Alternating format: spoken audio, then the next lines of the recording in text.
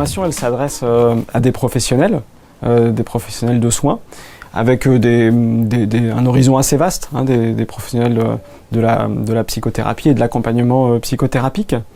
Je dirais que cette formation-là, elle s'adresse surtout pour les personnes qui ont envie disons peut-être de moins s'épuiser dans leur relation thérapeutique pour être plus près de l'humain et de quelque chose de plus vivant. Voilà. Que la position d'expert, en règle générale, je comprends pour toi et je te dis ce qu'il faut faire, a une tendance quand même à être assez énergivore. Elle permet à ce que les personnes viennent avec leur bagage, leurs expériences, et qu'ils puissent tisser entre leurs expériences et ce qu'on leur propose pour en faire quelque chose qui leur soit propre, qui leur permet de faire quelque chose d'utile pour leurs patients et leurs clients si ce sont des coachs.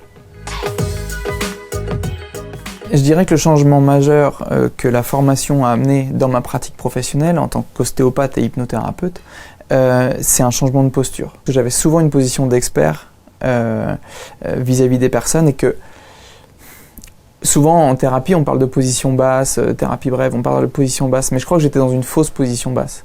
C'est-à-dire que c'était une position basse prise avec un point de vue d'expert. C'est-à-dire je me mettais volontairement en position basse de manière à être dans une certaine, j'avoue, un peu comme une manipulation du lien à ce moment-là. Et ça, je me rendais pas compte que c'était pas OK. Et ça, c'est quelque chose qui a vraiment changé depuis la formation en HTSMA, ça c'est clair. Je pense que ça me permet aussi d'aller plus loin aussi dans ce que je fais. J'ose plus de créativité dans mon cabinet. J'ose faire des choses auxquelles je n'avais pas pensé lorsque les patients passaient à la porte, quoi. C'est quelque chose de très spontané, très intuitif. Et je pense que ça m'a donné beaucoup de liberté dans mon travail en réalité. Un exemple d'application dans ma pratique, ça a été de modifier le déroulé de mes consultations. Hein. Et donc, ça se passe pas de la même façon en termes de contenu. Ma façon de poser les questions, pour être très concret et pratique justement, je travaille beaucoup avec des représentations, des images de ce que me disent les patients et qui guident beaucoup comment je vais les accompagner dans le questionnement. Hein. Il y a un imaginaire partagé, une scène commune qui va m'aider et guider mon questionnement. Ça, c'est quelque chose que je faisais pas auparavant. Le résultat de ça, je trouve, c'est d'être au plus proche de ce que raconte le patient. Et puis ça permet aussi les interactions et les ajustements. C'est-à-dire que le patient va pouvoir me dire quand c'est pas tout à fait ça et m'aider à me réaccorder. Moi, premièrement, je suis beaucoup plus en forme à la fin des séances. Donc c'est beaucoup plus écologique comme façon de faire. Je suis plus satisfait, et pas satisfait de ce que j'ai fait, mais satisfait de ce qui s'est passé en termes de relation.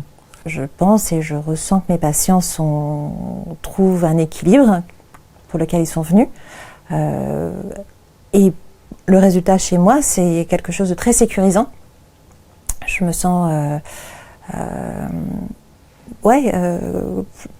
plus sûre de ce que je fais, tout en étant ouverte à accepter tout ce qui va arriver de manière assez inconditionnelle, quoi.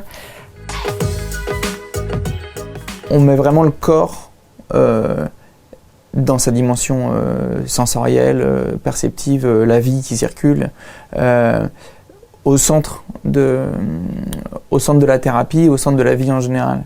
Donc le corps a vraiment la part belle, plus que le monde des représentations et de tout ce qu'on peut théoriser, etc. D'abord, c'est la vie et le corps en relation. Et l'autre élément, c'est que il y a une place importante qui est laissée et qui est mise à la perception du thérapeute. Il a souvent des perceptions, des sensations, il vit des émotions, et plutôt que de tâcher de les mettre à distance ou de faire comme si elles n'existaient pas ou de résister avec, on les utilise au service de la thérapie.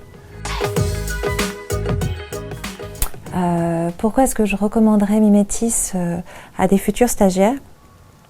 Ça serait pour leur permettre d'avoir une posture qui lui est le plus juste, le plus écologique, que le thérapeute ne soit pas en difficulté, parce que c'est une approche très engageante et que c'est pas parce qu'on est engagé qu'on se met en difficulté. Donc c'est c'est engageant tout en étant solide sur ses bases et incapacité de recevoir en fait, sans se laisser embarquer, sans se laisser envahir.